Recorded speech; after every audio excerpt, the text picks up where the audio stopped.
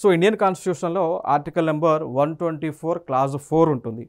So 124 clause 4 ప్రకారం ఏంటి అంటే ఇక్కడ ఒక జడ్జిని ఏ విధంగా పదవి నుంచి తొలగించవచ్చు అనేటువంటి అంశం దీంట్లో కనిపిస్తుంది. అది సుప్రీంకోర్ట్ ఆఫ్ ఇండియా జడ్జి అవ్వచ్చు, లేదా చీఫ్ జస్టిస్ ఆఫ్ ఇండియా అయినా అవ్వచ్చు. సో 124 క్లాజ్ 4 ప్రకారం ఇంపీచ్మెంట్ ప్రాసెస్ ఉంటుంది.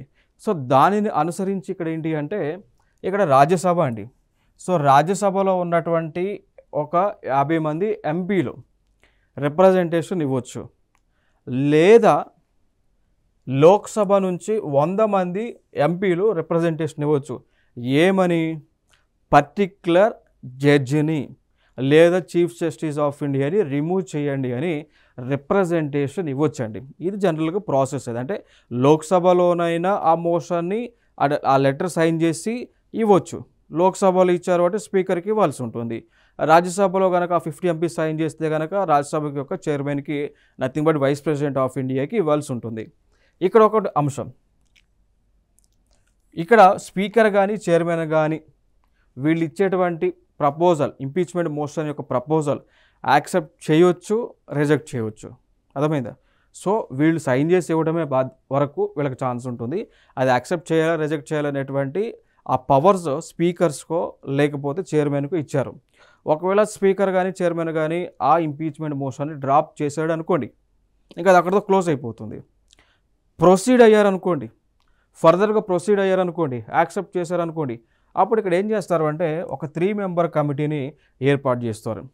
ఆ 3 మెంబర్ కమిటీలో ఒక సుప్రీంకోర్టు జడ్జ్, ఒక హైకోర్టు యొక్క చీఫ్ జస్టిస్, దాని తర్వాత న్యాయ నిష్ణాతులు అంటాం, సో జ్యూరిస్ట్ అంటాం. సో వీరు ఉండొచ్చు. ఈ ముగ్గురితో కలిపి ఒక కమిటీని వేసి అప్పుడు ఎంక్వైరీ చేస్తారు. అసలు ఏం జరిగింది, ఏం చేశారు, ఆ corruption charges like corruption complaints ఏంటి, ఏం ఫ్రాడ్ చేశారు అనేటువంటిది ఎంక్వైరీ చేసిన తర్వాత వీళ్ళు ఒక రిపోర్ట్ని రెడీ చేస్తారు.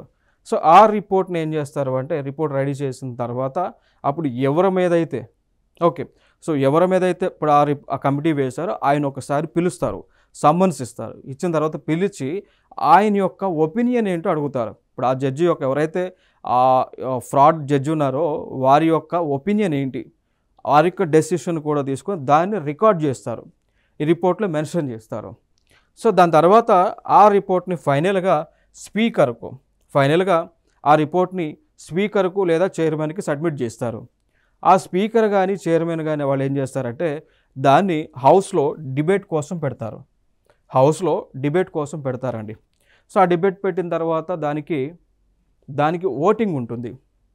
ఆ ఓటింగ్ని ఇక్కడ majority of the total membership of the house, అంటే లైక్ ఫర్ ఎగ్జాంపుల్ హౌస్లో 543 ఉన్నారనుకోండి, దానిలో మెజారిటీ మెంబర్స్ సపోర్ట్ చేయాలి, లేదా 2/3 మెంబర్స్ ప్రెజెంట్ అండ్ ఓటింగ్ అండి. అర్థమైందా?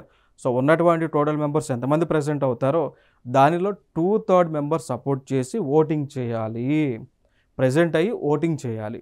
అట్లా రెండిట్లో ఏది ప్రాసెస్ అయినా కానీ దాన్ని మళ్ళీ ఎక్కడ పంపిస్తారు? ప్రెసిడెంట్ ఆఫ్ ఇండియాకి పంపిస్తారనమాట. సో ప్రెసిడెంట్ ఆఫ్ ఇండియాకి పంపించినప్పుడు ప్రెసిడెంట్ ఆఫ్ ఇండియాకి ఏం చేస్తారు